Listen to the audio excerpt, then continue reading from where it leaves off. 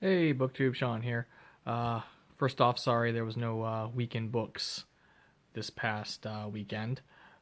What time wasn't spent at the show and adulting, I was down with migraines and just not feeling well, which is kind of my case today. It's Tuesday morning, and I was home from work because I woke up with a horrible migraine and decided to call off and let my body recover a little bit. I haven't had I think my body is just telling me I needed to take a day and slow down and recover a little bit. So that's kind of what I'm doing today. Been thinking lately about trying some vlog style videoing. Getting a weird from my curtains over here. Don't know where that light on my face is coming from, but anyway, I've been thinking about trying some vlog style videoing and maybe making that kind of my weekend books thing a little bit. 'Cause sometimes it's hard for me to remember thoughts and opinions, and I try to do everything in 20-25 minutes, and I try to keep it shorter than that, and I don't end up successful with trying to make shorter videos because my thoughts just ramble because I'm always trying to remember what I'm thinking.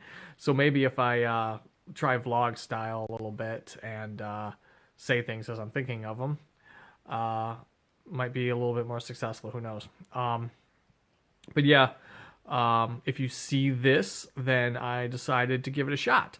But I can't give it a shot if I don't film anything that way. So, yeah, I finished one book last week. I finished Audition by Ryu Murakami, which my buddy read with Stephanie, and that's what she read, and Devin in The Insomniac. And I was definitely underwhelmed. The movie is such a cult classic horror movie, and the book is so not a horror book at all. It reads like a love story for most of it, and then there's just this crazy ending, which kind of seems to kind of come from out of nowhere. I had to change my thinking about it while I was reading about like I went into it expecting this like gory horror book and did not get that. And I think it gets that reputation because of the Takashi Mike movie. That's a cult classic, but the book itself, I had to change my thinking of it because I know that Ryu Murakami is not necessarily known as a horror writer in Japan. He's known more as a psychological thriller writer. So once I changed my thinking to that perspective of a thriller, I was able to get through it. Like I almost gave up on it halfway through, but I decided to keep plugging along because it was only a little under 200-page book. So, but once I changed my thinking on it, I found maybe a little value in it, because there was a subtleness to it. I called it a subtle brilliance when I was leaving messages for Stephanie and Devin, but I think that was overstating it, optimistically overstating it, I guess. I don't know, but he does drop little hints as to what's to come throughout it, and in a psychological thriller aspect, there was some merit to that, I guess, but I went in expecting this bloody horror novel, and I did not get it at all. So yeah, definitely a disappointing read. I am interested in seeing the movie. I do want to see what Takashi Mike did with the movie that's made it this horror cult classic of Japanese horror. So I don't know. We'll see. I'll check out the movie at some point. But yeah, today I am just sitting here. My headache's feeling better, so I'm sitting here reading Kill Creek. Stephanie's already finished the book over the weekend, and I'm just over halfway through it. So I'm sitting here. I've got some tea and my Kindle, and reading Kill Creek. And I've got a stack of books over here next to the couch that I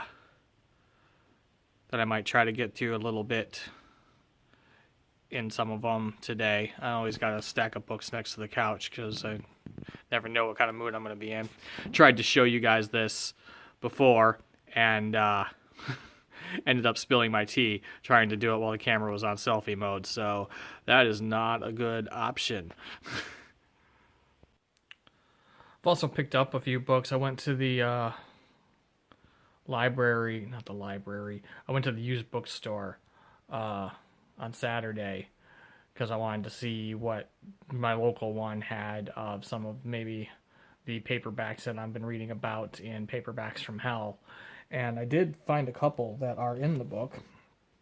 I was able to get Dan Simmons' Carry and Comfort and Graham Masterton's Mirror. Both of these are the covers that are featured in Paperbacks from Hell, so that's kind of cool. Also grabbed a couple other things. I grabbed another Dan Simmons book. This is a vampire book by Dan Simmons called Children of the Night, and I wanted Brian Keene's The Rising. I was hoping that they had that. Not that I'm not that big into zombie fiction, but I've been thinking I might want to try and read some of the Bram Stoker First Novel Award winners, and that is one of them, so I was kind of hoping that they would have that. But I did pick up another Brian Keene book called Urban Gothic that sounded kind of cool. There's people go to this abandoned house, and there's something living in the basement. So I grabbed those, and I also grabbed Perfume by Patrick Suskind. It's called Perfume, The Story of a Murderer. There was a movie made of it several years ago with Alan Rickman, I believe. I won't show you the cover of this one because my cover is not YouTube friendly. So if I can find an image of a different cover of it, I will put it up on the screen. But I did pick up Perfume, The Story of a Murderer by Patrick Suskind. And that is I think that's about a guy who becomes this blurb is short, I'll just read it. In the slums of 18th century Paris, a baby is born. Jean-Baptiste Grignols clings to life with an iron will, growing into a dark and sinister young man who, although he has no scent of his own, possesses an incomparable sense of smell. He apprentices himself to a perfumer and quickly masters the ancient art of mixing flowers, herbs, and oils. But his quest to create the ultimate perfume leads him to commit a series of brutal murders until no woman can feel safe as his final horrifying secret is revealed. So I've heard the movie is fantastic, so I really want to read the book. And I own the movie on DVD too, so once I ever get around to reading the book, I'll check out the movie. But yeah, that's what's been going on with me so far. Anyway, sorry, arm's getting a little tired. Yeah, I'm going to go back to reading Kill Creek, which I am really, really enjoying. If you get a chance to check out Kill Creek by Scott Thomas, definitely do so. I'm a little over halfway through, and I'm absolutely loving it. But I will see you in the next segment if I decide to do this vlog style. Oh, I forgot one that was sitting over on the other side of my laptop. I also got The Lost Book of the Grail by Charlie Lovett. This is one I had pre-ordered, and it came in last week on Tuesday. And this one says, Arthur Prescott is happiest when surrounded by the ancient books and manuscripts of the Barchester Cathedral Library, a refuge from the concrete buildings of the university where he teaches literature. In the library, he nurtures his secret fascination with the Holy Grail. But when a young American named Bethany Davis arrives to digitize the cathedral's medieval manuscripts, Arthur's tranquility is broken.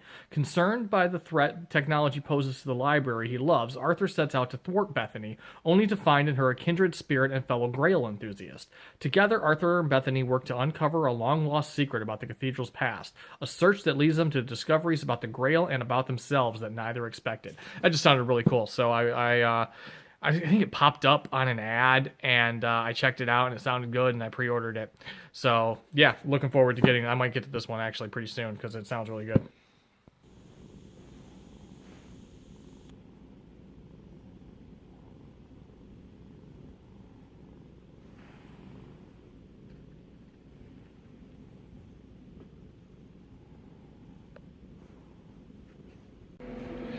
Hey guys, just wanted to show you my office that I've had for the past few weekends.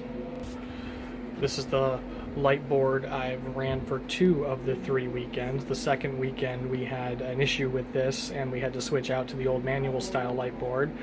I know this looks pretty manual at a glance, but all I really have to do is hit this go button for the lights to go. It's all programmed in.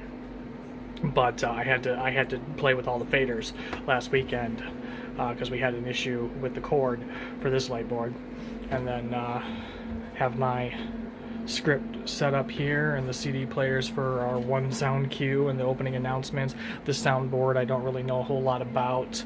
I just set the levels for CD1, CD2, and these stage mics, and that's all I really need to know about it. So that is what I have been doing these past few weekends, and through rehearsal. Now I haven't been doing this through rehearsals, but for the show that has kind of taken me away from BookTube for a few months. But yeah, I just wanted to show you guys what I've been up to. Oh, and this is my view out the window for this. There's a couple audience members here. I tried to do this before house opened, but I kept getting interrupted.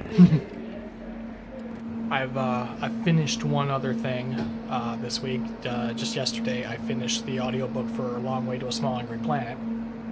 I really enjoyed that. I've heard book 2 is better, so I'm excited to get into that at some point.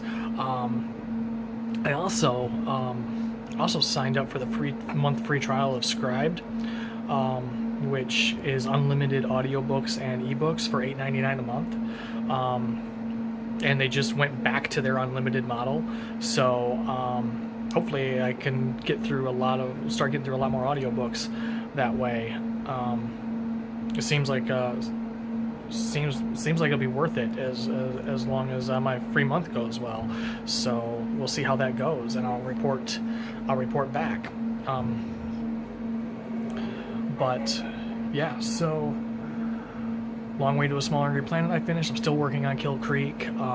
It's getting to the point where it's so good that I don't want to finish it. You guys ever, I'm sure you have, experienced that, where a book is just so good you don't want it to end, so you end up picking up other things. And the long list for the Women's Prize came out this week, and I had already read one of them, Camilla Shamsi's Home Fire, which you guys know, if you've been following me, you know I love that book. And I owned already Eleanor Oliphant is Completely Fine, Sing Unburied Sing, Manhattan Beach, and Elmet. So I also started reading a few days ago. I started reading Elmet by, I can't think of the author's name off the top of my head, Fiona something. I'm not near a computer to look it up, but I started reading that, and I started reading Manhattan Beach by Jennifer Egan. And I also started my first Scribed audiobook pick is See What I Have Done by Sarah Schmidt, which I tried to start reading last year shortly after it came out. I got through about a chapter and I just didn't feel compelled to go back to it, so hopefully the audio will help me get through that one, because I've heard good things, but so far it hasn't grabbed me yet, so we'll see how that goes. Okay, so I hope you guys have liked my first attempt at vlog style recording. I'm obviously back in my normal spot right now, kind of finishing off, putting a cap on the end of this video, and that's what I may end up doing for most of these videos, is finish it off here in my normal spot. But let me know if you liked that. I'll get better at it as I do it. I just think it's kind of easier for me right now to, although I am getting some time back, but it's easier for me right now to record as I'm thinking of things, and just do things that way, rather than try and remember everything I wanted to say when I sit down to do some bulk recording, because I don't write shit down. And yeah, so today was the last day of the show. We had the closing performance as a matinee today, and then we did the set strike and cast potluck after the show, and wife and I got home a little bit ago and had a little bit of dinner, and now I'm sitting here finishing this off before I go and relax for the rest of the night. I did get some books in the mail today through Amazon that I wanted to share with you as an ending to this video. I do have one other idea I want to bring up to you guys. And let me know in the comments what you think of this idea. Because so far this week I've only done it a couple of times, but I've kind of liked this vlog style of videoing. When I have thoughts about stuff. So what I'm thinking about doing, and let me know in the comments if this is something you think you'd enjoy or you'd want to participate with. I'm thinking of picking a book and vlogging the reading of that book. I got a couple of books in mind right now, but and if I decide to do this, I will announce it in another video. But my idea is to pick a book, and like every few chapters or every 7,500 pages or so, I'll record my thoughts on it at that time, and just kind of maybe I'll figure it out. Maybe every few chapters or something, I'll record my thoughts, and then any of you who want to can read along with me, pick up the same book that I'm doing that with, and we can discuss it in the comments of the videos that I'll post along the way. So that's just a thought, and there would be no specific time frame for reading the book because of the way I read. Because I'm such a mood reader, and sometimes it takes me a while to get through certain books because I just pick up so much, and my mood shifts from day to day. But yeah, so a lot of you would probably, if you decided to join me on the book, would probably finish the book before I did, but we could still discuss it in the comments through whatever sections I post a video of at the time. It's just an idea I had. Let me know in the comments what you think of it. Obviously, it's still kind of taking shape in my head, but it sounds like something that might be fun to do. So, like I said, let me know what you think in the comments. But anyway, I got some new books today. I got I think 5 more books to show you guys. First books, and I'm really excited about these. I hope these are as good as I think they're going to be. I saw it wasn't an ad. It was Angry Robot did a post on Twitter about these, and they are. Oh, this one's cover's messed up a little bit. I hate that when it comes like that. Oh well. But let me see if these are translated. First of all, it doesn't look like it. Okay, so the first one is by these are both by Keith Yatsuhashi, and the first one is Kojiki, and the second one is its sequel, Kokoro. And I will just read the back. I'll read the back of the first book because I don't know if the back of the second book is going to give any spoilers, and I don't want to find out. So, every civilization has its myths. Only one is true. When 18-year-old Keiko Yamada's father dies unexpectedly, he leaves only a one-way ticket to Japan, an unintelligible death poem about powerful Japanese spirits and their gigantic beast-like guardians, and the cryptic words, "Go to Japan in my place." Find the gate. My camera will show you the way. Alone and afraid, Keiko travels to Tokyo, determined to fulfill her father's dying wish. There, beneath glittering neon signs, her father's death poem comes to life. Ancient spirits spring from the shadows and chaos envelops the city. As Keiko flees its burning streets, her guide, the beautiful Yui Akiko, makes a stunning confession that she, Yui, is one of a handful of spirits left behind to defend the world against the most powerful among them. A once noble spirit, now insane. Keiko must decide if she will honor her father's heritage and claim her rightful place among the gods. I thought they just sounded so cool, and I absolutely love the covers of these, and I'm really, really excited about these. So as soon as I saw this and read about them, I had to pick them up. Another one I grabbed. If you remember, very early in my channel, I read a graphic novel biography of the artist Edward Munch, and it's part of an Art Masters series, and I got the one about Salvador Dali, who is one of my absolute favorite artists because I love surrealist art, and he is like the master of surrealist art, and the artwork in this is really, really cool. I am excited about this. I have been wanting this since I found out that there was one on Dali. I also picked up, I've been wanting this book since before it came out, and I've been trying to wait for the trade paperback release, and it's not, this book came out around a year ago, and the trade paperback release still isn't happening until like August or September this year, but I got some extra money in this month, so I went ahead and just bought the hardcover because I'm tired of waiting to buy this book. It's Terminal Alliance by Jim C. Hines. I'll read the blurb for you. I actually heard him read a portion of this while it was still a work in progress last year, and I thought it just sounded great and possibly just really funny. The Kraku came to Earth to invite humanity into a growing alliance of sentient species, but they hadn't counted on a mutated plague wiping out half the human population, turning the rest into shambling, near-unstoppable animals, and basically destroying human civilization. You know, your standard apocalypse. The Kraku's first impulse was to turn around and go home. After all, it's hard to have diplomatic relations with mindless savages who eat your diplomats.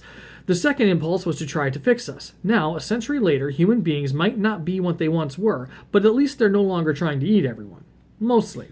Marion Mops Adamopoulos is surprisingly bright for a human.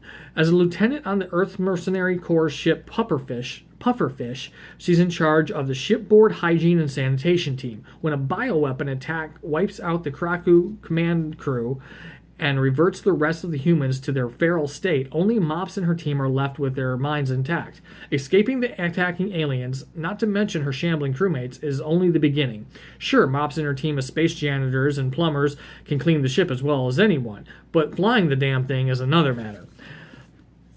And I remember cracking up when, there's more. As they struggle to keep the pufferfish functioning and find a cure for the crew, they stumble onto a conspiracy that could threaten the entire alliance. A conspiracy born from the truth of what happened on Earth all those years ago. Like I said, when I heard Jim Hines read a little bit of this while it was still a work in progress, I remember cracking up. So I've been wanting this since before it came out, before there was even a release date for it. And the other one a book. It's been a long day. The other last book I got is I may or may not have mentioned on this channel before, but my favorite movie of all time is Casablanca. I absolutely love that movie, and I have a making of book about it called Round Up the Usual Suspects that I've had for years and years and years, but recently, and I'm not sure exactly when, let me see if I can find just last year, a new making of the movie came out. It's We'll Always Have Casablanca, the life, legend, and afterlife of Hollywood's most beloved movie. So once I found out this existed, I needed it in my life. So I'm really excited to have this. So that is what I've picked up, what came in the mail today. Yeah, so again, this was an experiment in doing my weekend books kind of vlog style. I know I didn't have my weekend books last week, which I mentioned at the beginning of this video, but I think this is what I'm going to try to do for these, is just record my thoughts throughout the week, and you guys let me know if you like it, and also let me know if what you think of that idea about vlogging a specific book, and just let me know in the comments anything about any of the books I've shown throughout this video. And thank you to all my subscribers. If you're new to my channel, welcome. I'm happy to have you. I hope you like what you see and you stick around, and I will see you all in my next video.